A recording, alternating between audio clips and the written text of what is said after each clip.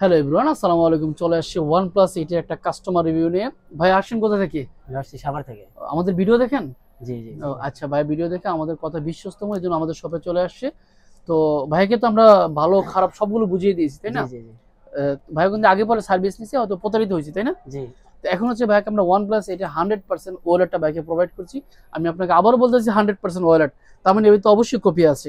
তো আমাদের display quality, colour, price, behaviour সবকিছু মিলে কেমন মনে হচ্ছে আপনার ভাই? আলহামদুলিল্লাহ অনেক ভালো, অনেক ভালো। অন্যান্য জায়গা থেকে অনেক ভালো পাইছি।